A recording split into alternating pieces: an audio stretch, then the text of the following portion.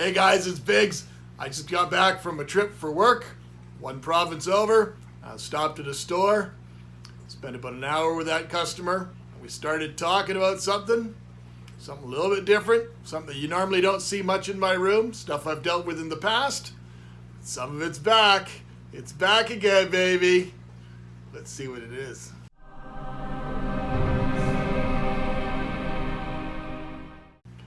So, as I mentioned, just got back, and I've got a nice little critter in here.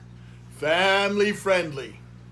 You guys wouldn't expect anything less from me, right? So, not only I pick up this cute little critter that's in here, but I picked up a couple other critters too, but you're not seeing those today. It's a different video. And we got a nice little vivarium, brand new vivarium. We're going to hook it all up. We're going to get it all done all kind of fancy and such. We've got tons and tons of cork bark. I literally have a giant box here of 20 plus pounds, which you guys have seen a video on that already. We've got a couple of tubes of the great stuff. You guys know what we do with that. And we got a couple of tubes of some aquarium grade silicone. Couldn't find black at this time, but honestly, the color doesn't really matter. This stuff is yellow, so it doesn't really matter. So I think we're going to do something pretty cool. Now, what do you guys think is in this tub? Let's just say it's something that transferring it from this tub to the new display is something that's going to be done very cautiously, very calmly, and very safely. Nobody else around. And basically what it is it is another species of spider. Truly, it's another tarantula type. This one is really cool. Now I know there's all sorts of different tarantulas. They're all over the world, everything that people call tarantulas. This one comes from southern India. This one is Poecilotheria regalis. This is the Indian Ornamental Tarantula. It's pretty cool. It was described back in 1899. It's an old world tarantula by Pokey. So it is an amazing display tarantula. However, this is definitely not a tarantula for anybody that's interested in handling. You know me, I've kept all sorts of really dangerous animals over the years. We've done a few videos on some of that stuff. But Biggs is not one that encourages anybody for handling any animal that's going to be any potential threat.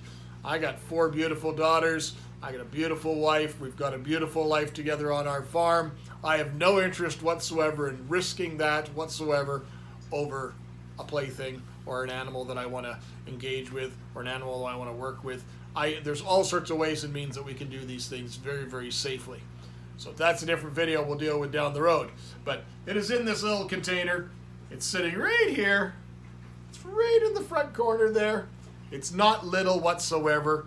It is a full-grown adult female Indian Ornamental Tarantula. She is absolutely breathtaking. I have very little chance of doing much video with her in here, just because it's somewhat opaque. I can't see through the clear walls. But I think once we start building up the vivarium for her, I think it's going to be outstanding. Now the genus Poecilotheria is a pretty unique genus of spiders. They all pack a real wallop in regards to their venom load. They actually do produce a much larger venom load than most other spiders. And that in part and parcel is probably why bites are so severe for it. There are no known deaths for any tarantula bite anywhere in the world. However, the venom on this one would be considered medically significant. So that means you're going to have some extreme pain, muscle cramping, nausea, a lot of those different type things. It is unknown as to the exact what type of venom it produces, unlike a lot of the different snakes that we've talked about before in the past. It's not necessarily neurotoxic, not hemotoxic. There's all sorts of different things. You guys know I have a passion for venom. I've read all sorts of books on it. I've worked with a lot of dangerous animals most of my life. I can see the lights are going off in some of the tanks in the room. But this one here, Poecilotheria, is actually derived from the word, a Greek word, which is Poecilos, and that it basically translates to spotted. And therion basically translates to wild beast. So this is the Indian ornamental is, or not just the Indian ornamental, but the whole genera of Poecilotheria. This is referred to as the spotted wild beast. And regalis is basically derived from the word royal. So this was one of the main ones that was described back in 1899. This whole genus of tarantulas, they are all arboreal, meaning they all live in trees. Generally, they're going to find a tree with a dead section with probably a hole in the tree, and they're going to crawl inside. They're extremely quick. They're known to be extremely quick, swift, darty type tarantulas and stuff because we want to see them. We're not going to go out there with a little red lamp on. We're going to want to do it in the daytime, and these guys here, they don't want any light. They kind of shy away from the light totally, so they're going to hide away in that tree. So we're going to leave it alone. We're going to leave it alone in here for a while, and we'll take a little bit closer look at this species and its behaviors. Now, I said this is a full-grown female. She is easily the size of my hand, and I've seen lots of pictures on the internet where people put their hand on the outside of the tank and then the spider's on the inside safely between the piece of glass, and this is a nice big spider. Females, though, this one's just fully mature. She has produced once for the gentleman I got her for that had bred her before, so I know she's viable. But she's probably about 3 years old. She can live upwards of 20 years. So maybe I have to will this to one of my kids. Which one do you think's going to want a tarantula? If it were a boy, though, which I'm going to have to get now, we're going to have to get a boy to be able to breed her, males will only live about 3 to 5 years once they become sexually mature. Now, as of 2019, the world catalog of spiders. You would have thought that was a thing, but it actually is. And basically it's accepted that there are 7 species of Poecilotheria from India and 6 from Sri Lanka, and then there's actually 2 that inhabit both countries. And this one here, regalis, is a true Indian species, and as I mentioned, lives in southern India. Now, as mentioned, all the spiders are within the genus Poecilotheria, they all come from those regions I just mentioned. They are all arboreal, means they all live up off the ground. They live all in the trees. And as I mentioned, they generally live within a dead tree in the hole, find a hole inside a tree, and that becomes kind of their nest area and stuff like that. And they will build a small funnel type, like a web type system, but it's not a trap. They are ambush predators. They actually will hunt their prey at nighttime. So they're completely crepuscular, nocturnal. They come out at dusk, and that's when they do their hunting, and they're very efficient at it. She will take down 5 to 6 crickets in a feed without question. Larger prey sources, if you had different things. In Canada, we can't keep roaches, but a nice dubia roach would probably be a perfect meal for her, and that's something we can't get here. But silkworms, hornworms, large superworms, all those things are things that we can add into the diet. Things that I'll be using to add into the diet as well, is I have a large supply of isopods. Now, do I love my isopods? I do. However, isopods, they're always producing, constantly producing. I have an excess of them. So that's going to be one of the food sources for these guys. Now, the other thing we're going to look at is there's a gentleman that I've been watching his YouTube channel, and I've been supporting his channel. I've ordered a shirt. It is without a doubt my absolute favorite channel. Now, even if you have just a passing glance in arachnids, tarantulas, and so forth, I urge you to follow this guy's channel. I'm going to put a link to the channel up here, but I'm also going to, probably more importantly, put a link to one specific video.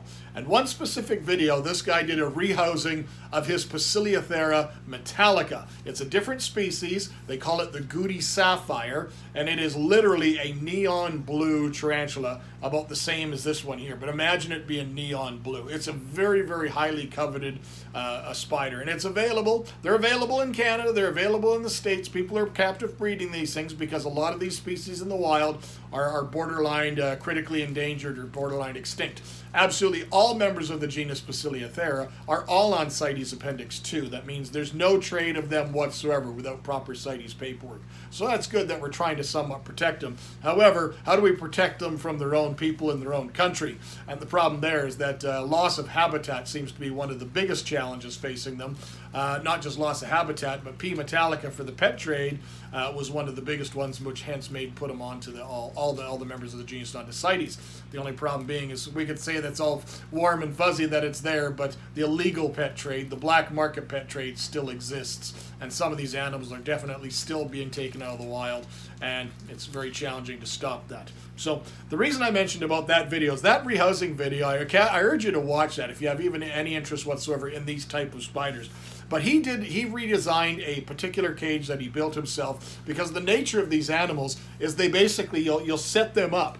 And the video he shows you, he had set it up, and he created a beautiful habitat for it. But I think he said something in like 3 years, he only saw his spider twice. And basically had a pieces of bark at the back of the thing, and the animal found a small fissure between it and went inside and hid behind it. And he never ever saw the animal, because obviously it comes out at night to hunt. He said he rarely ever saw it. So he thought, and it was a great idea, and full credit to him.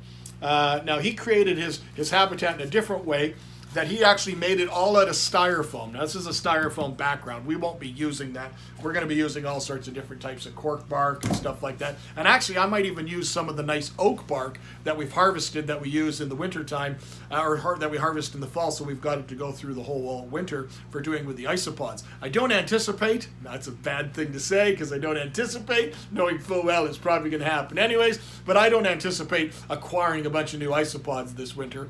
So maybe instead of using cork on this one, we might actually go and use some of the oak bark that has some of the different lichens and things that are mosses that are growing on it. Even though they're dead, they'll actually make that tarantula blend in even better, so it'll feel even more secure. So that's an idea that I have. But what he did is he actually made an entire false background, and then he made an entire false side on one side, and this was on the right side of the front of the unit, and it had a space big enough for the tarantula. And because it was all out of styrofoam, he could access it from the front by opening the door to be able to do clean outs and maintenance and so forth. If you ever had to remove a molt or remove the tarantula for any reason, he could block the hole and deal with the animal this way. And then he also, in the side of it, inside his enclosure before he finished it, he put a hole through the styrofoam, and he carved it all out, made it look like a tree and everything like that. He did an exceptional job. It was absolutely beautiful. So I think I'm going to kind of take my take on that, and I'm going to do something somewhat similar. Full credit to him, but I'm going to do it all using either cork bark or oak bark, and we'll have to punch holes through some of the different product. So I'm really excited to get this thing built and get that beautiful Indian ornamental into something a little bit more stunning, because it's truly a show-stopping species.